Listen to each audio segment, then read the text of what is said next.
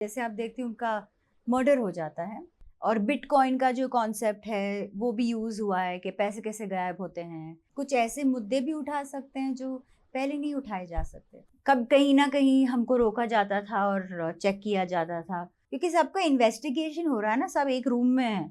ऐसे छोटे मोटे काम, एक प्ले डबल ट्रबल कॉमेडी मैंने किया था। बहुत कुछ कहना चाहूंगी और बहुत मिस किया मैंने ये सब। पर मैं ऐसा नहीं कि काम नहीं कर रही थी, मैं एक्टिंग कर रही थी, प्ले कर रही थी। एक साल के लिए घट घट में पंछी बोलता है। कलयुग के बाद क्रूक आई, फिर उसमें स्पेशल अपीयरेंस था। ऐसे छोटे मोटे काम, एक प्ले डबल ट्रबल कॉमेडी मैंने किया था। फिर मैंने टीवी किया था, नच बलिए किया था अपने एक्स हस्बैंड के साथ। और जोधा अकबर किया था शादी से पहले। बट यू नो, चीज़ें इतनी बदली हैं। हमारे टाइम पे तो, वो टाइम पे ना रील्स होती थी ना इंस्टाग्राम ना कुछ।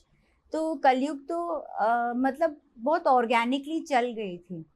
और आई फील अच्छा रोल मिल जाए ना, तो वो काफ़ी होता है। और तब मुझे मालूम नहीं था अपने आप को मार्केट कैसे करूँ, क्या करूँ। इस वक्त टचवुड बहुत कुछ हो रहा है और हाउस ऑफ लाइज रिलीज हो रही है, तो I am very excited. Actually हमने अलीबाग में शूटिंग की थी, 15-20 दिन में फिल्म रैप अप की थी। यंग डायरेक्टर हैं सौमित्र। और बहुत ही मतलब संजय संजय जी थे, संजय कपूर। फिर ऋतुराज जी थे। उनसे सीखने को बहुत मिला, बहुत यंग टीम थी। और मुझे तो मज़ा आया क्योंकि पता है, अब पहले जब कैमरा प्ले होता था ना, एक साउंड होता था, वो नहीं था। कैमरास अलग थे। और एक एड फिल्म मेकर हैं और फिल्म मेकर है ईशान शर्मा, उन्होंने कैमरा वर्क किया। तो बहुत मज़ा आता था देखने को कि इतना नया सब हो गया ना। अभी एक्टिंग बहुत नॉर्मल है, जैसे बहुत हम जब काम करते हैं तो एक्टिंग नहीं कर रहे हम लोग, मतलब बहुत नॉर्मल हो गया, जैसे आप और मैं अभी बात कर रहे हैं उस तरह से चीज़ें होती थी। तो बहुत अच्छा लगा। हाँ जी, ये ओटीटी की का वरदान है। And I feel OTT is the next biggest thing. और अगर आप सबको देखते हो, राधिका आप्टे और इन सब को, नेटफ्लिक्स देखते हो, आप प्राइम देखते हो, तो आप अब जो मुद्दे उठाए जा रहे हैं वो बहुत नॉर्मल है। और जो जो टॉपिक्स हैं बहुत इंटरेस्टिंग हैं। हम उन चीज़ों के साथ खेल सकते हैं जो, आई थिंक सिनेमा बहुत चेंज हुआ है, जो पहले नहीं कर सकते थे। कुछ ऐसे मुद्दे भी उठा सकते हैं जो पहले नहीं उठाए जा सकते। बस ये एक रात की कहानी है। ऋतुराज जी, जैसे आप देखते हैं उनका मर्डर हो जाता है और फिर संजय कपूर जी और उनकी टीम आती है घर के सब सदस्यों को इंटरव्यू करके पता करने के लिए कि किसने मर्डर किया। और बिटकॉइन का जो कॉन्सेप्ट है वो भी यूज़ हुआ है कि पैसे कैसे गायब होते हैं। तो बस एक रात की कहानी है, सिंपल सी। और पता चलता है कि क्या होता है। ऋतुराज जी की छोटी छोटी वाइफ, ओके। जो उनकी 2 वाइफ्स हैं और मैं दूसरी वाइफ हूँ। और एक्चुअली मेरे उनके सीन्स बहुत कम थे, क्योंकि उनके सोलो सीन्स बहुत थे, हाँ, संजय जी के साथ। और हर सीन में बिगनिंग से सब किरदार थे क्योंकि सबका इन्वेस्टिगेशन हो रहा है ना, सब एक रूम में है। तो उस तरीके का था भाई। सबसे इंटरेस्टिंग मोमेंट तो हमारा कोविड था। और अलीबाग की जो पंचायत है वो इतनी पर्टिकुलर है, वहाँ इतना पीस है। हर 4 दिन में पंचायत पहुँच जाती थी सेट पे देखने के लिए प्रोटोकॉल फॉलो हो रहा है या नहीं। हमारे टेस्ट होते थे हर 5 दिन में, तो बहुत सेफ्टी था सबको। एक मिनी वेकेशन था, जैसे सब हम सोशल डिस्टेंसिंग के वजह से अलग अलग विलाज में ठहरे थे। प्रोड्यूसर मिस्टर अजय गुप्ता और जो काली मूवीज़ हैं उन्होंने हमारा बहुत ध्यान रखा। हम सबको अलग अलग गाड़ियाँ मिलती थी। कब कहीं ना कहीं हमको रोका जाता था और चेक किया जाता था। सो बहुत साफ सुथरा और बहुत जैसे हम एक बायो बबल में थे, उस तरीका का इन्वायरमेंट था। और फन तो बहुत था। मेरे को ये बात ऋतुराज जी की मैं कभी नहीं भूलूंगी। उन्होंने मुझे कहा लाइफ में ना बहुत मौके आएंगे जब आपको रोने का मौका मिलेगा, हंसने के मौके ना बहुत कम आते हैं, तो वो मौके चुरा लो। और जैसे कभी कभी मैं अपने रूम में ही बैठे रहती थी तो वो आके मुझे बुलाते थे, बोलो चल बेटा चलो सबके साथ एंजॉय करो, क्यों तुम अकेली बैठी। मैं बोलती थी कल सुबह जल्दी उठना है, तो बोलते थे तो आज तो जी लो। हम लोग दिन भर बहुत मेहनत करते थे और रात को ऑफ कोर्स मिल के मस्ती करते थे। दिन की सबकी मतलब जिसके साथ क्या हुआ वो Saumitra is very good sense of humour. वो जितने सीरियस है ना, वो जितनी सीरियस तरीके से सीन शूट करते थे, रात को वो सबका मजाक उड़ाते थे। इट्स सो फनी कि उनको सब पता था कि किस रूम में क्या चल रहा है, कौन क्या बोल रहा है। और ऐसे बहुत किस्से थे जब किसी का माइक ऑन था तो चीज़ें सुनाई दी और उस पे बहुत हंसी और बहुत हमने बहुत खुशियाँ मनाई। आई वुड जस्ट से एक लॉकडाउन के बाद जो हम 15 दिन शूट के लिए गए तो खुशी का माहौल था। और लोगों को, मुझे आई टेल यू व्हाट मुझे क्या हुआ था, क्योंकि मैं लॉकडाउन में अकेली थी। जब मैं शूट पे गई ना, एक तो हेयर के लिए कोई आते हैं हेयर ड्रेसर साहब, फिर मेकअप के लिए आते हैं, तो मुझे ना थोड़ा डर लग रहा था कि जब कोई इतने पास है, लेकिन सबके टेस्ट हुए हुए थे, सब मास्क में थे। लेकिन सडनली आप जब एक एनवायरनमेंट में घुसते हो, जो अकेले रहने के बाद ना, एक मुझे घबराहट सी हुई थी, I be honest. But I think सबको हुआ था और सबने मुझे देखा और सबने कहा रिलैक्स, ये सोशल डिस्टेंसिंग की वजह से आप फील कर रहे हो, क्योंकि अब यहाँ पे कोई है। तो और हम संजय साहब भी बहुत ख्याल रखते थे कि रूम में 5-6 से ज़्यादा लोग ना हो। ये शॉर्ट फिल्म है, बहुत जल्दी ख़त्म भी हो जाती है। और इस फिल्म में अगर आप कुछ 10 सेकेंड्स फॉरवर्ड करते हो तो आप बहुत कुछ चला जाएगा, तो फॉरवर्ड ना करें इसमें, क्योंकि मर्डर मिस्ट्री है और बहुत कुछ है टू ग्रैब।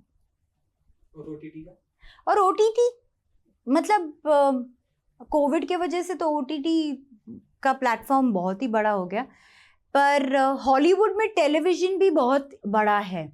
स्टूडियोज़ पिक्चरें बनाती हैं, लेकिन टेलीविज़न हॉलीवुड में बड़ा है। अब ये बॉलीवुड में हो गया है कि अब बड़ी पिक्चरें आएंगी आई थिंक थिएटर पे। ओटीटी का ये अच्छाई ये है कि सब पिक्चरें आप घर में बैठ के अपने फैमिली के साथ देख सकते हो, और ज़रूरी नहीं कि अब बाहर जाके, अभी हम अगर 5 जन को लेके बाहर जाएं तो 6-7 हज़ार तो खर्चा हो ही जाते हैं।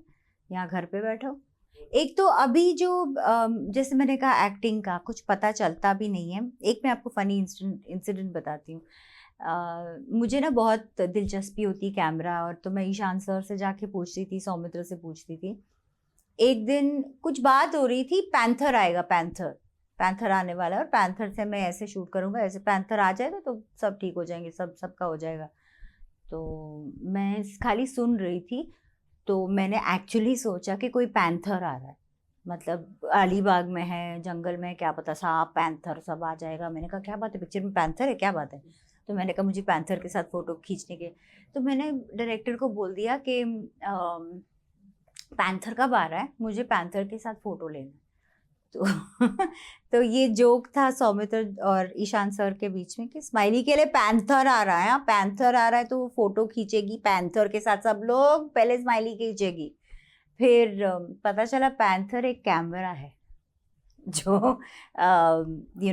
दो मतलब मूव करता है, उसकी मूवमेंट या उसकी जिस तरह एक पैंथर मूव करता है उस तरह मूव करता है। तो काफ़ी कुछ काम 2 शॉट में ख़त्म हो सकते हैं।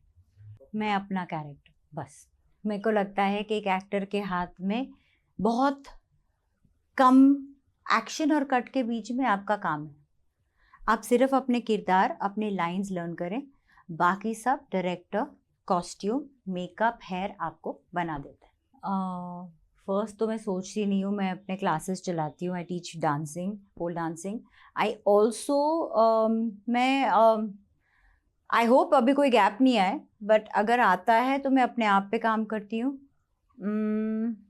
लाइफ में बहुत उतार चढ़ाव हुए हैं, तो उस पे मैंने बहुत मतलब टाइम निकाल दिया है, पर ठीक है, देर आए दुरुस्त है। अपना टाइम शायद अभी आएगा।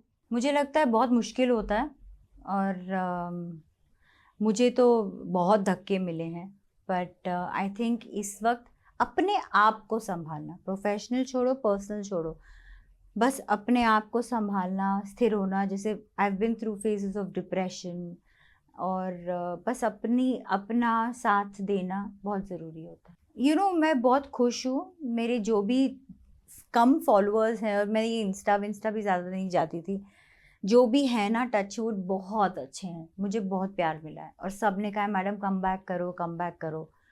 तो किसी ने टचवुड, शायद मैं इतनी फेमस नहीं हूँ, किसी ने ऐसा ट्रोल नहीं किया। अर्लियर लोग पोल डांस को बहुत बुरी नज़र से देखते थे, जैसे कथक और बेली डांसिंग को भी।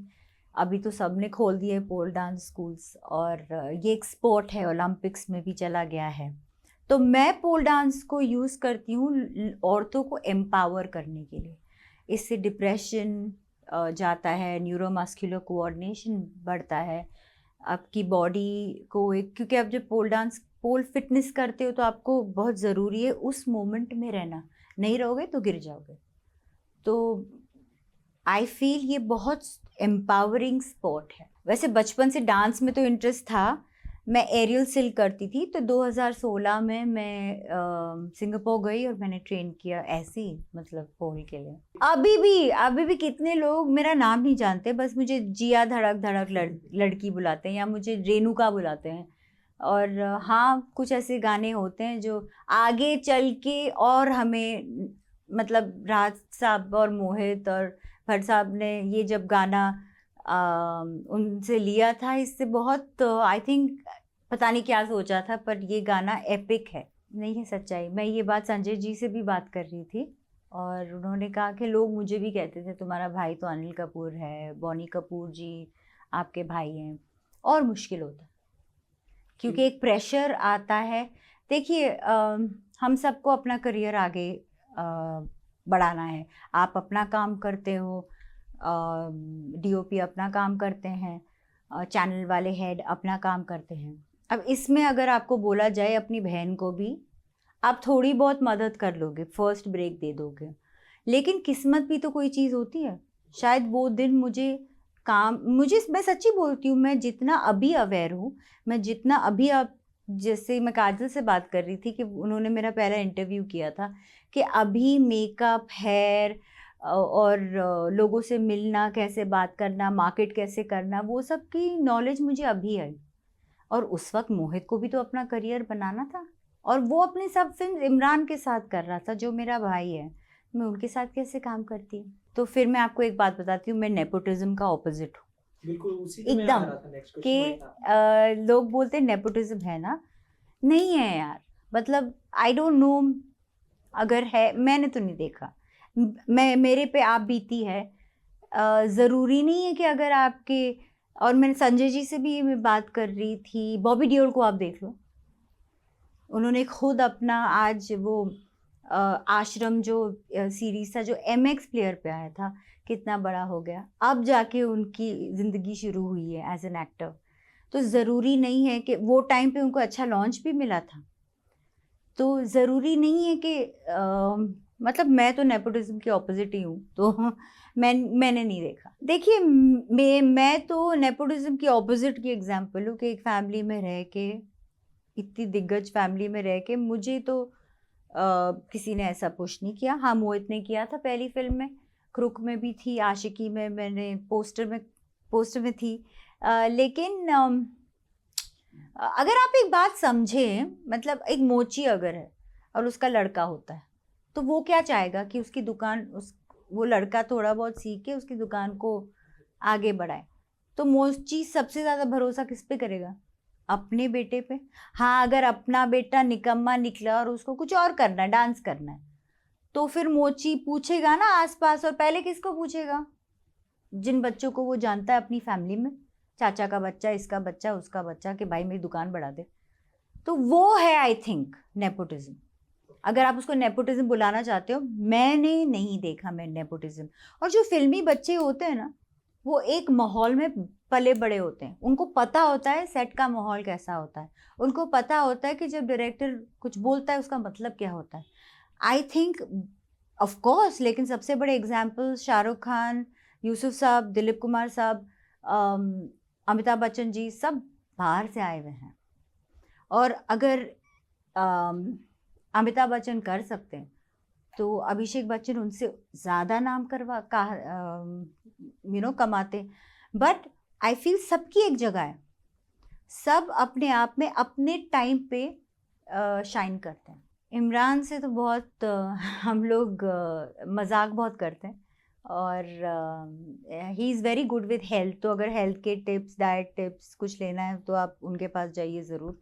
और हम ज़्यादातर पुरानी बातें करते हैं कि हमारे टाइम में कैसा था, तो 90s का टाइम जब TDK होता था, ये होता था, वो होता था। भट्ट साहब से बहुत दिन से मिली नहीं हूँ, और मैंने सुना है वो अपनी हेल्थ का बहुत ध्यान रख रहे हैं। और बाकी बस यही है कि फैमिली ज़्यादा मिलती नहीं है, मतलब हम अभी सब अपने अपनी लाइफ में बिजी हैं, टचवुड फेस ही नहीं करना पड़ा। बट मैं ये कह सकती हूँ कि सिर्फ इस इंडस्ट्री में नहीं, हर इंडस्ट्री में आप अगर एयरलाइंस में जाओगे तो आप देखोगे कि एयर होस्टेसेस को भी काफ़ी कुछ फेस करना पड़ता है। आप कॉल सेंटर में चले जाओ, देख लो क्या हो रहा है, वहाँ की लड़कियाँ तो गॉड ब्लेस देम। आप कहीं पे भी चले जाओ, ट्रैवल्स एंड टूर्स में या कॉर्पोरेट्स में, तो मेरे को लगता है इंडस्ट्री की क्या बात है कि सब दिख के आता है। हम बस बैठे हुए इधर, हमारी लाइफ खुली है, आप देख लो। लेकिन ये अगर आप बोल रहे हो मी टू मूवमेंट या जो भी है, ये हर इंडस्ट्री में। बस मैं ये बताना चाहूँगी कि अपने आप को इतना स्ट्रांग बनाओ, अपने आप को आपकी जो कला और आपकी जो स्ट्रेंथ होनी चाहिए, और आपकी जो हार्ड वर्क और लोगों से मिलने की PR, रिलेशंस, मार्केटिंग की जो स्ट्रैटेजी अब होती है, अब तो लड़कियों हमारे लिए बहुत काम आ गया। आई थिंक मोहित ने एक टैलेंट राउंड अनाउंस किया था, तो लड़की लड़का तो थे नहीं कुछ, तो उन्होंने कहा था चलो पोस्टर शूट कर लेते हैं, तो मुझे बुलाया, स्माइली आ जाओ, एक पोस्टर शूट करना है, एक लड़के को बुलाया और शूट कर लिया। तो बस वही था। बस यही कहना चाहूँगी कि ZEE5 पे 31st हाउस ऑफ लाइज आ रही है, छोटी फिल्म है। बस मैं कम बैक कर रही हूँ, संजय जी हैं, ऋतुराज जी हैं, आप ज़रूर देखिए आप। और इतनी कुछ मतलब हम ये नहीं कह रहे कि हमने बहुत बड़ी फिल्म बनाई है, बस ये है कि एंटरटेनिंग है, और आई एम श्योर कि कोई पार्ट ऐसा नहीं होगा जहाँ आपको फॉरवर्ड करना पड़ेगा।